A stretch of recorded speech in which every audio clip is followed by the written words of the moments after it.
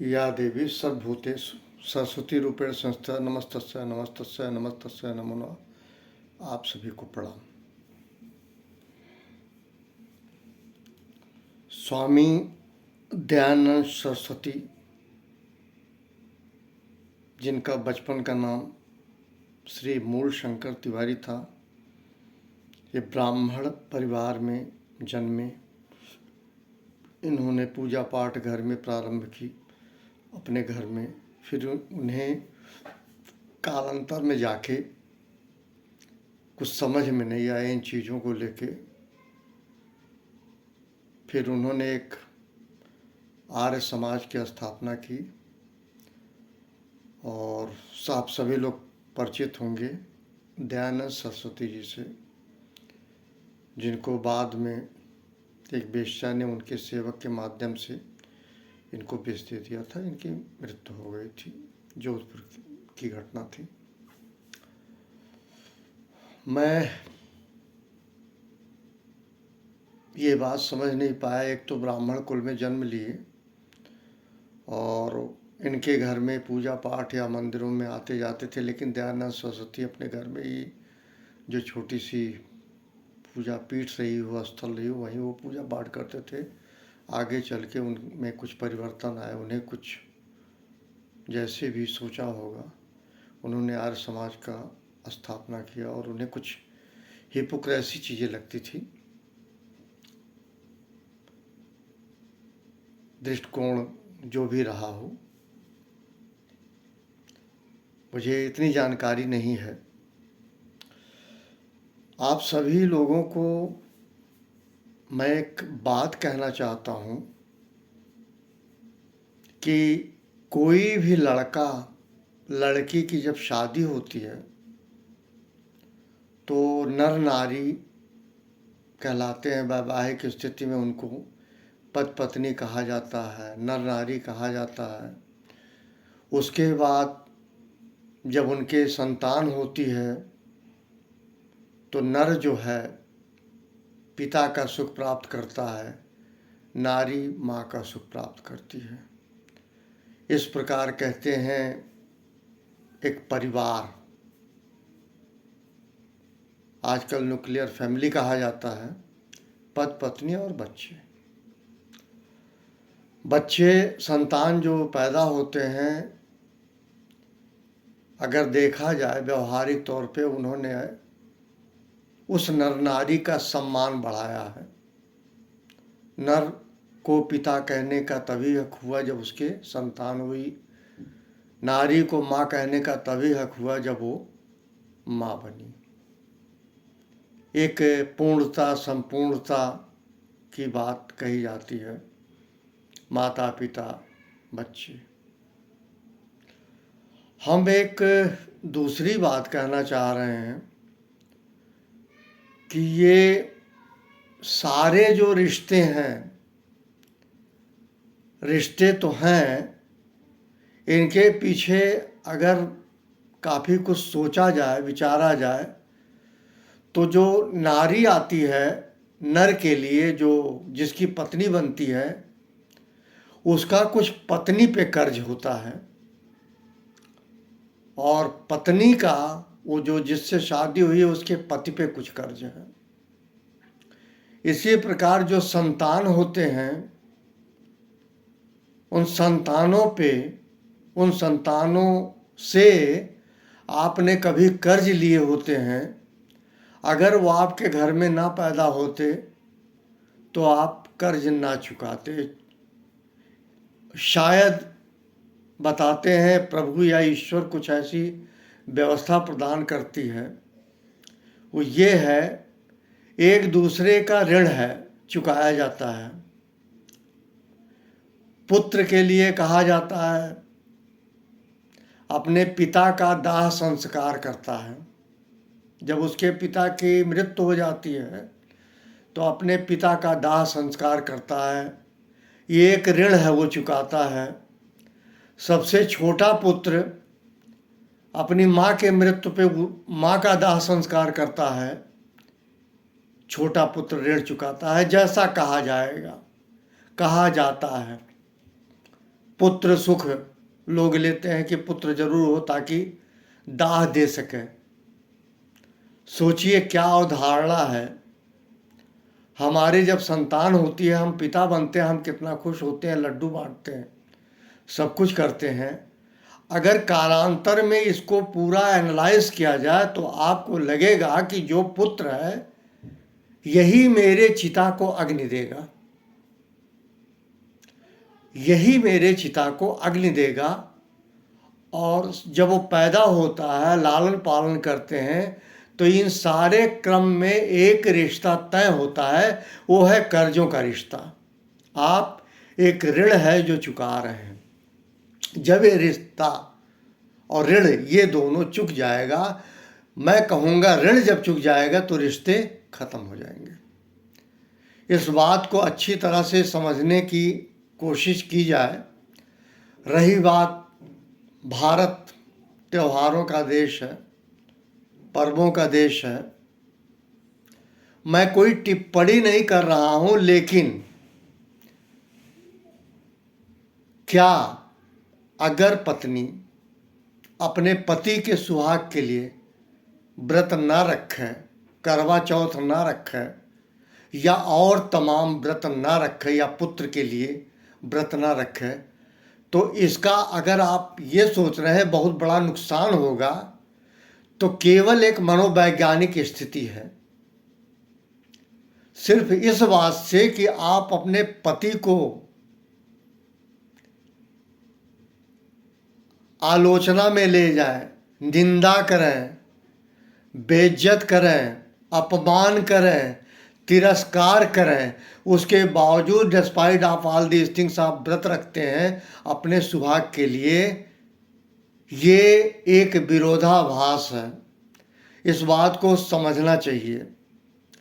सबसे पहले आप जिनसे रिश्ते हैं, चाहे पुत्र का, चाहे पुत्री का, चाहे माता, चाहे पिता का, चाहे पति, चाहे पत्नी के, ईमानदारी पूर्वक निभाने चाहिए।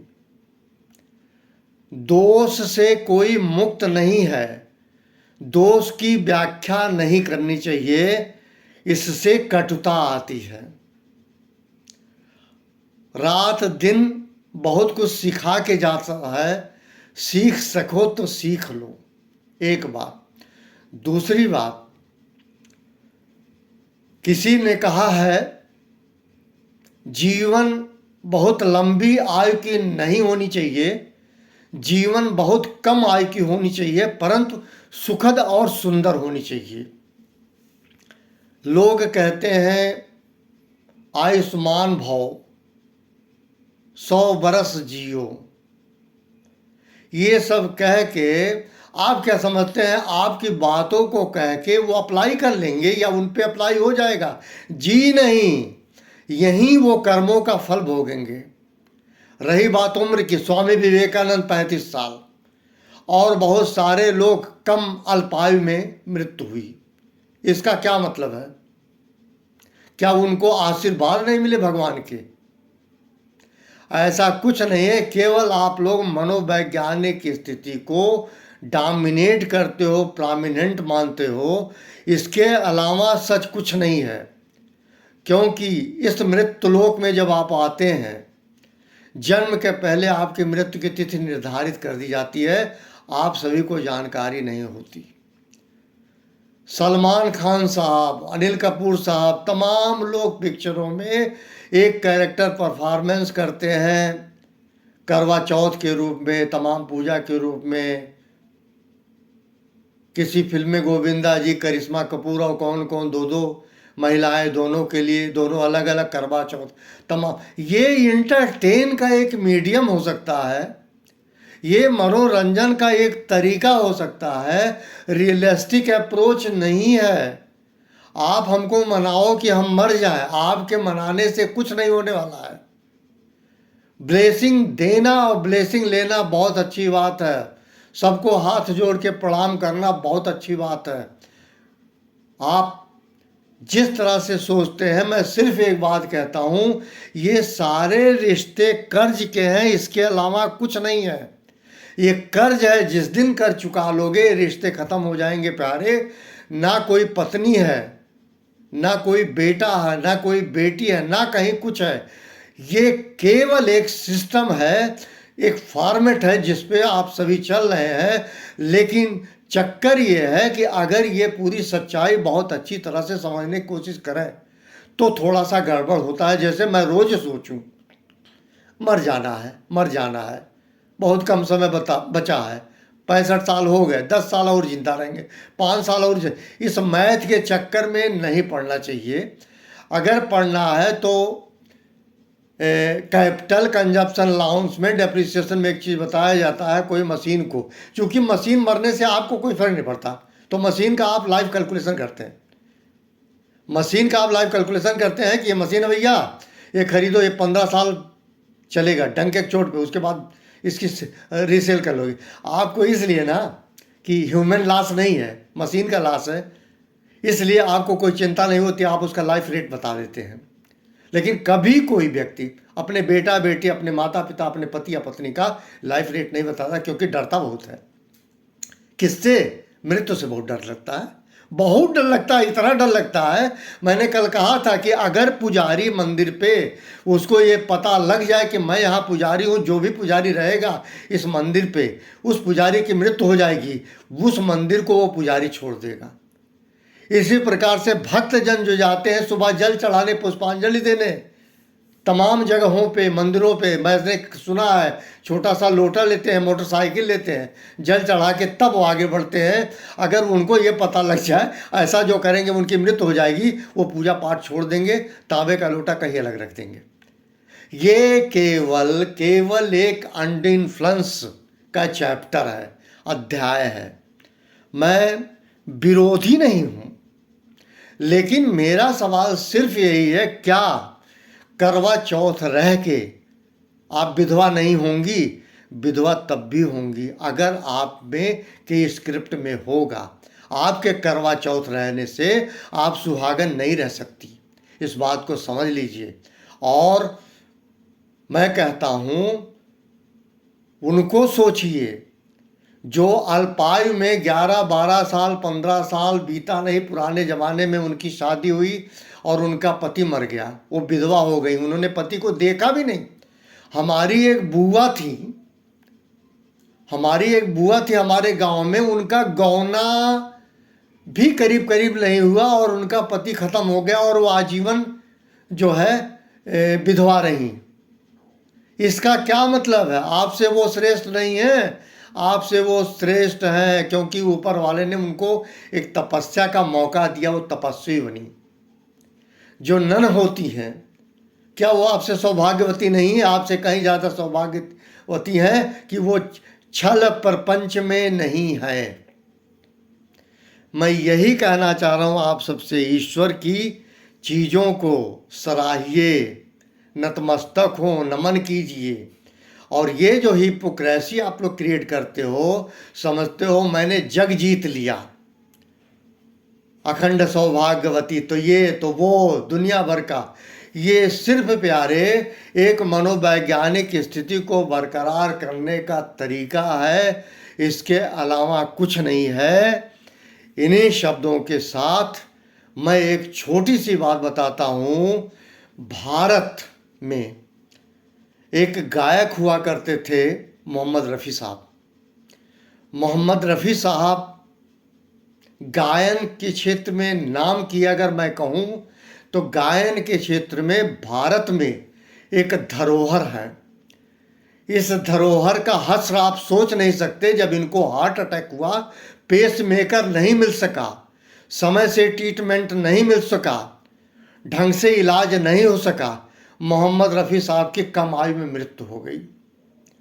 और मोहम्मद रफ़ी साहब का गाना और शकील बदायूनी या मजरू सुल्तानपुरी या अन्य गीतकारों के लिखे हुए गानों से कैरेक्टर आर्टिस्ट हीरो बने, चाहे वो शशि कपूर जी हों, चाहे धर्मेंद्र हों, चाहे जो हों। अगर आप उनको हटा दीजिए, वो जो लिप्स हिलाते हैं, अगर उनको हटा दीजिए तो उनके कैरेक्टर में जो उनको इफेक्ट डाला है वो है गाना और लिखने वाले कमाल के। और जब मोहम्मद रफ़ी साहब ने आवाज़ दी उस कैरेक्टर के लिए तो वो फिल्म स्टार बन गया, हीरो बन गया, सुपर स्टार हो गया। इसको जरा सोच के देखिए, कौन भारी हुआ, रफ़ी साहब भारी हुए या शशि कपूर जी भारी हुए, या जो फिल्म स्टार है वो भारी हुए? जी नहीं, फिल्म स्टार अगर हुए स्टार तो उस कभी कभी गाने से हुए।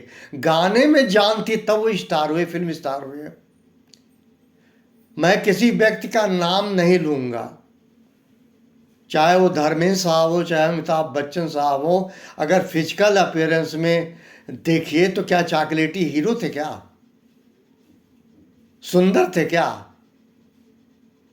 किस तरह से थे? लेकिन इसमें जान डालने वाले फिल्म प्रोड्यूसर, डायरेक्टर, गीतकार, गायक, इन लोगों ने नाम किया। मैं रफ़ी पे जाऊं,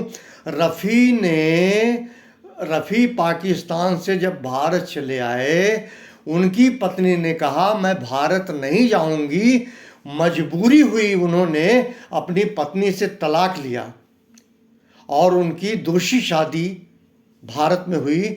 और भारत से क्या प्यार था, क्या समर्पण था, भारत को उन्होंने नहीं छोड़ा और भारत के युवा दिलों पे उन्होंने राज किया। आज भी वो गाने अविस्मरणीय हैं मोहम्मद रफ़ी साहब के। और मोहम्मद रफ़ी साहब का अंत इतना खराब हुआ, कभी हो सके तो एक बार एनालाइज कीजिएगा। दवा बगैर उनकी मृत्यु हुई, पेसमेकर काम नहीं किया, और जबकि वो हमारे भारत के धरोहर हैं। उनके मृत्यु हुए, मैं 1981 19 साल, मैं कहूँ आगे 100 साल भी मैं नहीं रहूँगा, लेकिन रफ़ी साहब के गाने अमर रहेंगे। इन्हीं शब्दों के साथ आप सभी को हाथ जोड़ के प्रणाम।